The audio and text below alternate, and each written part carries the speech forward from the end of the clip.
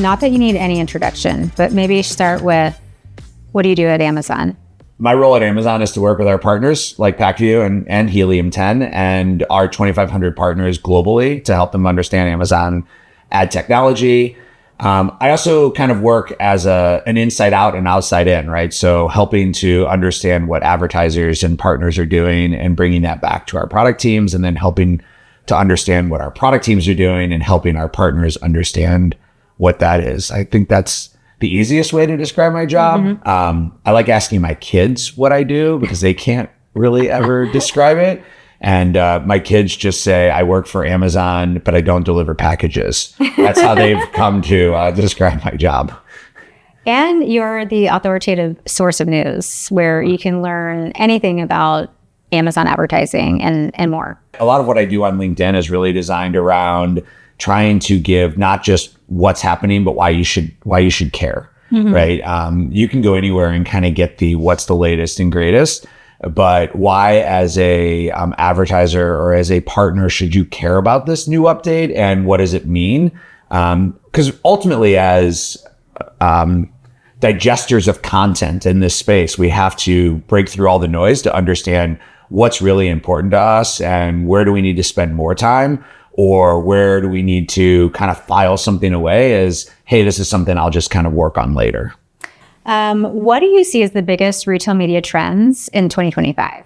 Yeah, I mean, let's just kind of skip the obvious ones around Gen AI, or we can get into them later. But I think like some of the trends are really following the idea that more signals and more audiences are being able to be created, which is allowing for advertisers to not just target into audiences, but also expand their audiences. And I think that's really the excitement of all this.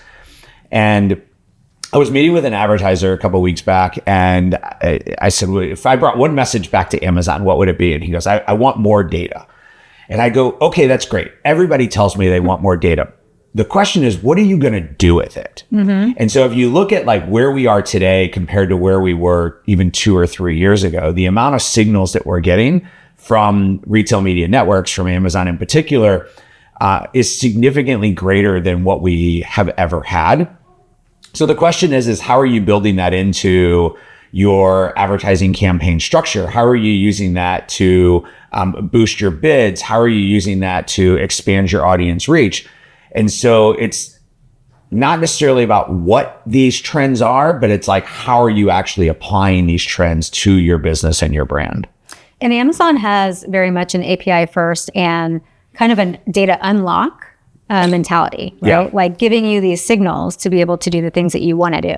Yeah, I mean, Amazon, I think, has really evolved over the last couple of years and made more and more of this available, made it available in a very privacy safe way. Mm-hmm. That's what we've seen with Amazon Marketing Cloud, and within AMC, the ability to not just have the signals that Amazon is presenting, but also the signals that you as a first party retailer, a direct to consumer retailer can bring in that can then strengthen the signals that we have, or even like, I'll say third party signals that can help enrich your signals, right? And that's some of the partnerships like that PackView's done with like Nielsen IQ, mm-hmm. that just allows for the building of, you have the Amazon signals, you have your brand signals, now you have your third party signals, and it allows you to just triangulate and understand more about your consumer behavior and more about like what type of actions that's going to ultimately drive. And I think that's a big trend and a big change that we've seen in how advertisers are advertising,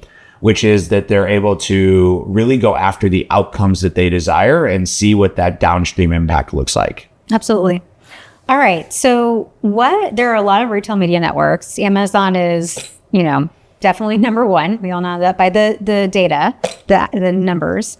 But what is unique about the direction of Amazon, do you think, against other retail media networks? Yeah, I mean, if you think about Amazon and you think about our owned and operated inventory, mm-hmm. You have Amazon.com, you have Twitch, you have live sports, you have Prime Video, you have Wondery, you have Amazon Music, and I'm probably missing mm-hmm. a whole bunch, right? Ring doorbells or the whole Ring security system. And I could go on and on and on. It's a unique offering that Amazon has that really infuses into the daily life of so many consumers and so many potential shoppers for your brand. We're at CES. Amazon has 3 different exhibitions within the CES Vegas, setup, right? So we have the Retail Media Network setup. We have the Amazon Alexa Fire TV, that setup. And then we have the Amazon Auto setup. And I think that that's one of the very unique things that Amazon has that not a lot of other retail media networks have. The second part is that even when you're outside of the Amazon Retail Media Network and you use our third-party information, we can triangulate back into not just how it's doing with your sales on Amazon, but how it's doing with your sales overall. And I think that puts us in a pretty unique position to really help brands understand what's happening both on and off Amazon. And we've seen really great insights that show us that when you advertise on Amazon, it drives your off Amazon sales. And I think that that's something that's really important and critical for brands to be thinking about when they have an omni-channel, approach to their business. Yeah, definitely. All right. So here's a question about, I don't know if there's anyone new, but I know there are tons. For brands just beginning to invest in retail media, what should their top priorities be to maximize their ad spend? Yeah. So let's just talk about, I'll answer that question in 2 ways, but it's the same answer, right? So there's new to retail media, but there's also you've never done DSP before, right? Or you've never tested Prime Video, or you've never tested third-party publisher network. You have to build a test and learn mentality. That is just the one of the number one learnings I've had in the 3 years since I've come to Amazon is how critical it is that brands have a budget and have a test and learn mentality. And by being able to do that and being able to set up early and understand what are my KPIs, what are my desired outcomes, how am I going to measure success? Now I'm going to go run a test into this, and then I'm going to find out what's working, and I'm going to double down, and I'm going to find out what's not working, and I'm going to pivot and change. It goes back to junior high. Right? We learned the scientific methodology. Do you remember back that far? No, but I looked it up because I knew that it had to go back to some point in school, right? It went back to junior high and learning the scientific methodology. And that's what really strong brands are doing that are helping them scale. And that's what we want you to be thinking about. That's what I want brands to be thinking about, is that it's not necessarily about how do I get into this. It's how do I scale what I'm doing to get the efficiencies and effectiveness that I need. And if you have that test and learn mentality and you set up these tests correctly, then you're going to understand what's working and what's not working. And you're going to be able to double down on what is working and reinvest into other things for what's not. The one caveat that I'll throw into that is that so many things change and so many new things come out. And so something that may or may not work for your brand today may work for your brand tomorrow, right? And this could be anything from, Amazon just released a new feature where you can boost bids for B2B shoppers, right? We talked about B2B shoppers in 2017, right? And we talked about the value of B2B shoppers and the ways that you would look at data to understand if you had B2B shoppers or B2C shoppers. With this new feature that's come out, you need to go back and reanalyze that and understand what percentage of your business is with B2B. If it is with B2B, do you need to set up special pricing because you haven't set up B2B pricing? Now, how do you want to use the advertising for it? So maybe something like that you haven't thought about for a couple of years because it's just kind of been in a rinse and repeat kind of methodology, requires, some additional thought to understand, well, this change has occurred. How do I want to take advantage of this? How do I want to see if this is going to work for my business? And so as we evolve and as new things come out, we need to also go back and think about the old things that had been there in the past. Yeah. The only thing constant is the change. It is. The amount of change, and that's a lot of it. All right. So let's talk about emerging brands. What opportunities do you see for small and emerging brands to compete with the larger brands that have maybe bigger budgets? it all starts with having a good product. Yeah, right? that's true. And I always have said that advertising is a kerosene that you pour on to a fire that's already started. And so you have to have a good product. Then you have to have retail readiness. And we can go through all the components of retail readiness, including, your titles and your descriptions and good photography and all the things that an emerging brand maybe needs to be thinking about because they haven't been in the Amazon system for as long as an established brand. After that, after you have that base foundation, advertising is a way that can let you start to identify and find potential shoppers to expose your product to. And Amazon is very unique in how they can do that because you can set up your brand store and give people an understanding of your brand value and why somebody would want to buy from you or what other products that you want to offer. And those are the types of things that emerging brands need to be thinking about. The other thing that I think emerging brands want to be thinking about within this is that when you go back to like the basis of advertising, right? You have a search term and you have a keyword, and that drives a potential view, and then that drives a potential sale. You want to understand like what the shopper is looking for your product, and then how competitive that is from a branded perspective as well as an unbranded perspective. And if you're an emerging brand and you don't have a lot of brand equity because you're just getting started, trying to compete in the search terms that are heavily branded or in the categories that are heavily branded are going to be a lot more difficult because they're going to have a lot more competition and they're going to have a lot more kind of natural search for that brand, as opposed to how do you build into the more generic side of that search. And so you want to be thinking about that strategy, which will evolve over time as your brand becomes more established. And there's plenty of examples on Amazon of brands who have grown up and been built on Amazon and have become that brand authority leader, who have competed against the established brand. All right. What are you most excited about innovations coming to market from Amazon in 2025? I'm super excited about a lot of the innovations around creative. The Amazon Ads Creative Studio was announced at Unboxed in October. And for people who maybe haven't followed it, Amazon has a full suite of products. So if you're a brand that has no creative whatsoever, you can literally just put in your ASIN and Amazon can create images, what we call live images. So images that have some like motion within them, full video, full audio ads.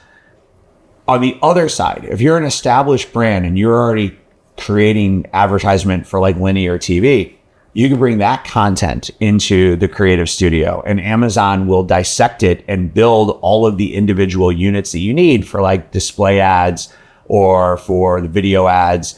And that creates, it brings down a lot of the barriers that have existed that have really held brands back because of the investment that it takes around creative. So I'm super excited about that.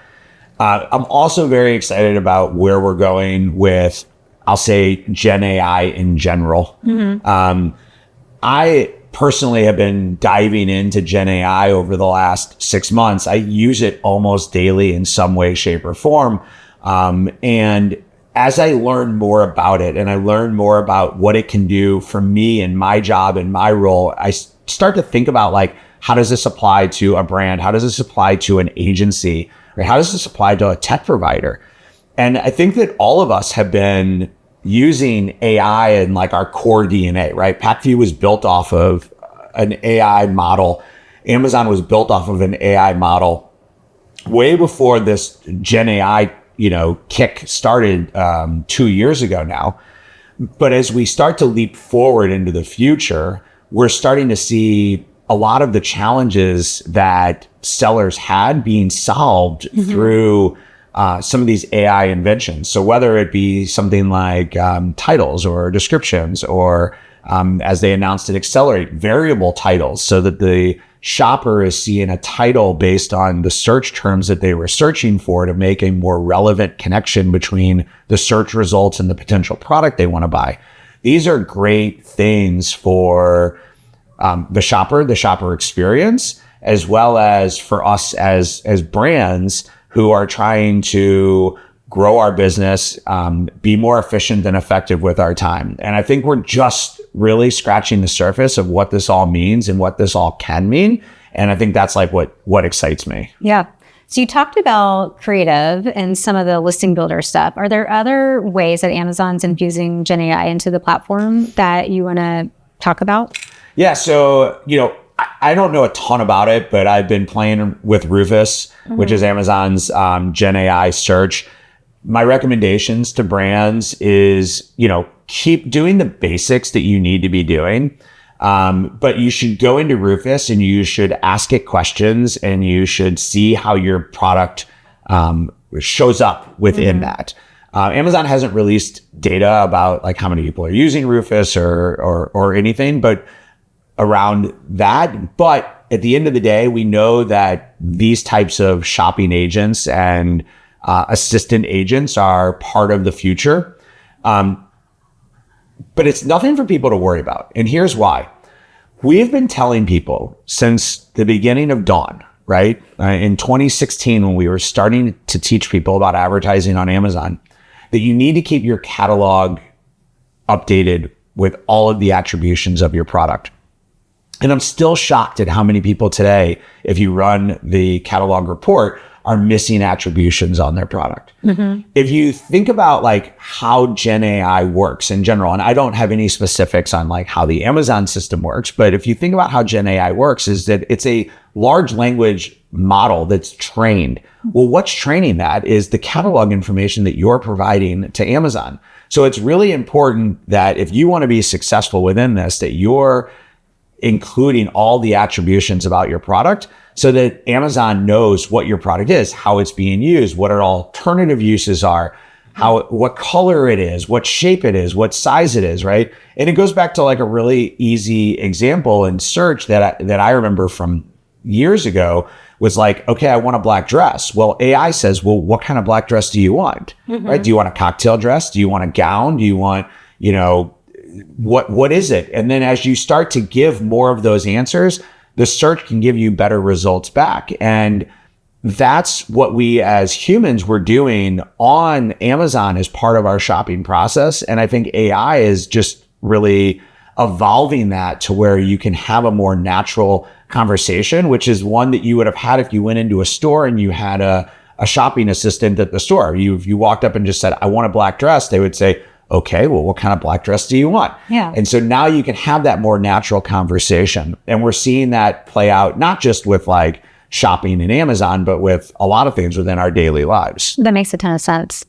All right. So let's talk a little bit about metrics and measurement. Amazon is like the, biggest proponent of all kinds of new metrics that they release. So beyond just the typical metrics of media, impressions, clicks, what's a unique metric that you think is particularly unique to Amazon, interesting to talk about? Yeah, so Amazon has a couple of metrics that they're still in early beta, right? And so one of them is our multi-touch attribution. Multi-touch attribution is using a very sophisticated algorithm that was designed by economists. And for me to even try to explain it probably wouldn't do it justice, but it's following like all the like rules and testing and all the things that need to happen to understand like how do you attribute the different components of ads to the potential sale.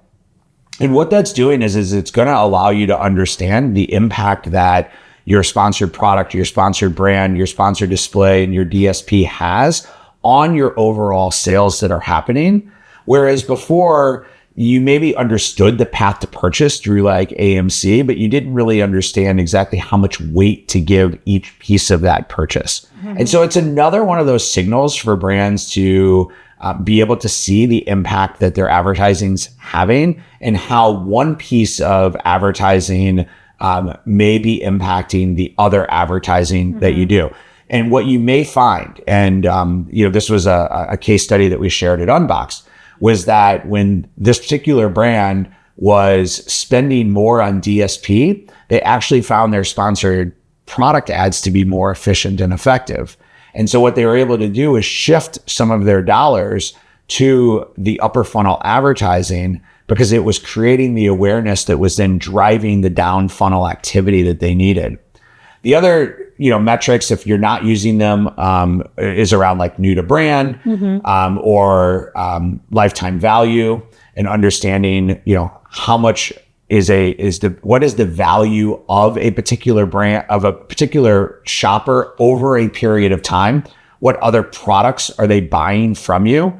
This is going to help you understand, like, what is your hero product? You may believe your hero product is one thing, but what you might find in the data is that a different product leads to a sale on a more regular basis. And so that's really what you want to be thinking about is, not just how a particular ad or a particular campaign is performing, but how is that working across the catalog of products that you have? Because that could impact your promotional campaign, your discounting campaign.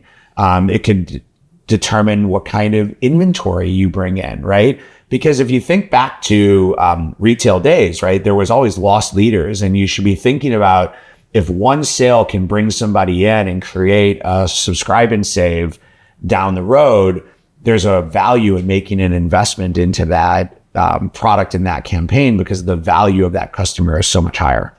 So multi-touch attribution, new to brand, and lifetime value. These are all pretty unique to Amazon. New to brand, I think you guys created it and then the industry followed, but they usually do. Yeah.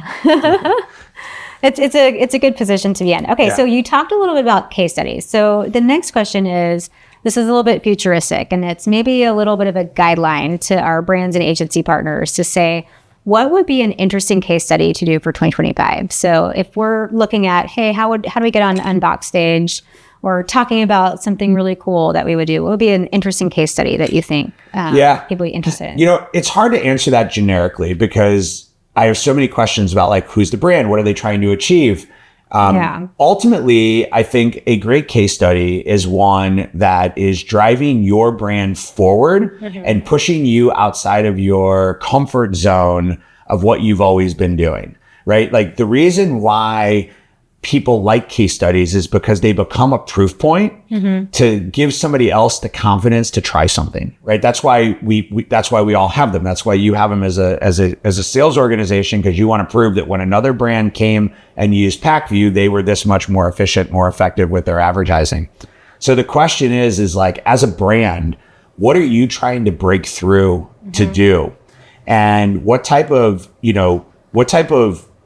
test and learn do you want to be running that at the end of the day, you can say, this was able to give me outsized growth? And that's something that we talk a lot about, is this idea of how do you build outsized growth, and how do you, really drive for the future of what you're trying to do.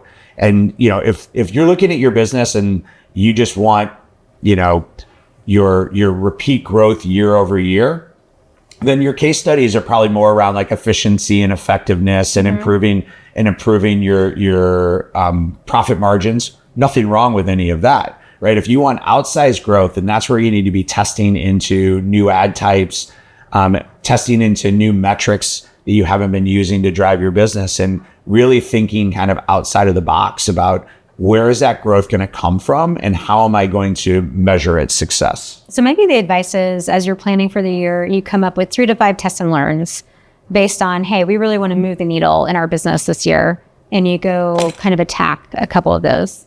Yeah, I think that's a great general philosophy to always have is, where do you see your growth coming from, and how are you going to get, one of the things we always have to ask ourselves is, what are we going to do different this year than we did last year? Because if all we do is the same thing we did last year, we probably are going to get the same result that we had last year. And the market is changing, and the industry is changing, and your competitors are changing. So you have to be thinking ahead and pushing ahead as well. All right. But now, retail media resolutions. If you could give a resolution to brands and agencies, what would that be? Yeah, I'm going to give the obvious one that I shared earlier, which is like adopt a test to learn mentality. I think that's a really important one if you're not already doing it. I think the other one is that, and it kind of falls into the test and learn mentality.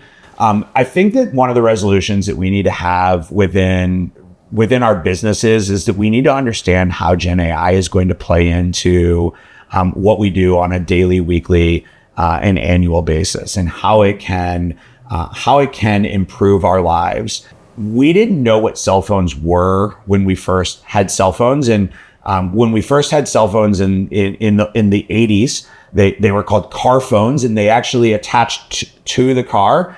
And if I had told you at that point in time that you would have a device that sat in your hand that was more powerful than the most powerful computer that we had at that time, you would have laughed at me, right? And I think that that's an inflection point that we're at with Gen AI, where as we look forward into the future, it's almost impossible to guess how it's going to impact us, but we can understand that it's going to impact us. And so I think like one of the things we should all be resolved to is the idea that we need to stay up on the latest and greatest of what's happening and understand how it's going to impact us personally, us professionally. I mean, maybe that's something that's just top of mind for me, but I think that'd be a great thing for all of us to be thinking about, because it impacts us from the creative standpoint. It impacts us from the operational efficiency. It impacts us from our ad efficiency and effectiveness. And those are all ways that we can bring that back into our daily work lives. Yes. All right. Happy New Year. Happy New Year.